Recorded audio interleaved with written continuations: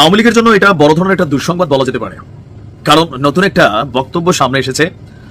বাংলাদেশে আপনারা জানেন ইতিমধ্যে যে জাতিসংঘের মানবাধিকার বিষয়ক যে প্রতিষ্ঠান, এটার একটা শাখা বাংলাদেশে এখানে খুলতে যাচ্ছে। তারা একটা কার্যালয় এখানে খুলবে, ভালো কথা। তো আজকে বেশ কিছু ইস্যুতে জাতিসংঘ বক্তব্য দিয়েছে।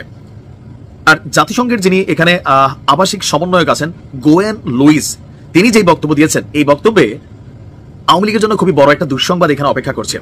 তবে আওয়ামী লীগের নেতাকর্মীরা ইতিমধ্যে বলছেন জাতিসংঘ নামক প্রতিষ্ঠানটার আসলে কতটুকু বেইল আছে, শক্তের ভক্ত নরমের জম। আচ্ছা, এখন কেন এতগুলো কথা আসুন। জাতিসংঘ বলছে যে বাংলাদেশে অন্তর্ভুক্তিমূলক নির্বাচন চায়।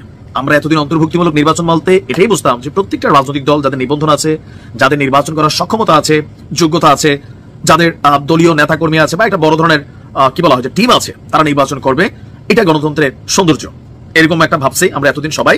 তো যখন অন্তর্ভুক্তিমূলক নির্বাচনের কথা বলছে এর আগে জাতিসংঘ, তখন সবাই ভাবছে যে জাতিসংঘ চায় আওয়ামী লীগও নির্বাচনে আসুক বা আগামী নির্বাচনটা আওয়ামী লীগ, বিএনপি, জামাত ইসলাম যারাই আছে সবাইকে নিয়ে এই সরকার আয়োজন করুক। কিন্তু আজকে জাতিসংঘের এই আবাসিক সমন্বয়ক গোয়েন লুইস যে বক্তব্য দিয়েছেন, তিনি বলছেন যে জাতিসংঘ বাংলাদেশে অন্তর্ভুক্তিমূলক নির্বাচন চায়। অন্তর্ভুক্তিমূলক নির্বাচন মানে রাজনৈতিক দলের অন্তর্ভুক্তি নয়, সব জনগণের অন্তর্ভুক্তি। আওয়ামী লীগের সময় আওয়ামী লীগ যেমন বিএনপিকে বাদ দিয়া আমি ডামি বা বিভিন্ন নির্বাচন করার সমর্থন পাইছে, জাতিসংঘেরও সমর্থন পাইছে। এবার বুঝছেন তো কোন সিস্টেমে পাইছে।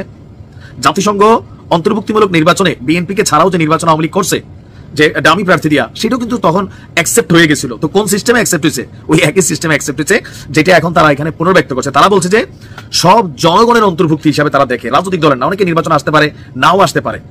জাতিসংঘের কাছে সুনির্দিষ্টভাবে অন্তর্ভুক্তি মানে হচ্ছে প্রত্যেক বাংলাদেশী যেন মতামত দেওয়ার সুযোগ পায়।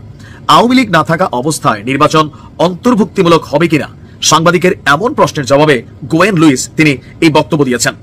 এই সময় আওয়ামী লীগ না থাকলেও জনগণের অংশগ্রহণ সঠিকভাবে হলে আগামী নির্বাচন অন্তর্ভুক্তিমূলক হতে পারে বলে মনে করছেন জাতিসংঘের আবাসিক সমন্বয়ক গোয়েন লুইস। ইভেন আওয়ামী লীগকে নিষিদ্ধ নিয়েও তার মন্তব্য জানতে চাওয়া হয়েছিল। তিনি বলছেন এই প্রশ্ন আমার নয়, এটা আমার জন্য না, এটা সরকারের বিষয়। পারিপার্শ্বিক অবস্থা দেখে সরকারকে এই বিষয়ে সিদ্ধান্ত নিতে হবে, এটা রাজনৈতিক সিদ্ধান্তের উপর আপনার নির্ভর করছে।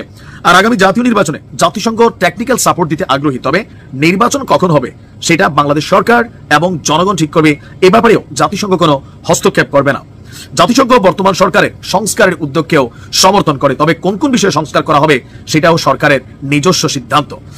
জাতিসংঘ আগে নির্বাচন চায় না আগে সংস্কার চায়, এ বিষয়ে তার বক্তব্য এটাও আমাদের বিষয় না, এটাও সরকার এবং জনগণের বিষয়। আওয়ামী লীগের নেতাকর্মীরা এই বক্তব্যটা শুনে অনেকে মন খারাপ করছেন, জাতিসংঘের গালাগালি করতেছেন। কিন্তু জাতিসংঘের চরিত্র এটাই ছিল বিগত নির্বাচনেও, 24 নির্বাচনে, কারণ তখন তো বিএনপি আসে নাই। তো সরকার করছে কি, সারা পৃথিবীতে দেখাচ্ছে যে দেখো আমরা তো ডাকতেছি, তারা আসতেছে না। জনগণ ভোট দেওয়ার জন্য একক প্রার্থীর বিরুদ্ধে আরেকটা অপশন পাইছে ডামি। তো সেই ডামিতে ভোট দিছে, পৃথিবী দেখছে ভোট হয়েছে, ভোটের একটা পার্সেন্টেজ সরকার প্রকাশ করছে, সেখান থেকে সরকার গঠন হয়েছে, ম্যান্ডেটও নিয়ে আবার রাষ্ট্র চালাইতে শুরু করছিল। এরপরে পতন হয়েছে জনগণের হাতে, আলাদা। তো একই জিনিস এখন, যেটা আওয়ামী লীগের সময় বিএনপির উপর দিয়ে যাইতো যে ঝড়টা, এটা এখন আওয়ামী লীগের উপরে আবার ফিরে আসছে। ভালো থাকুন।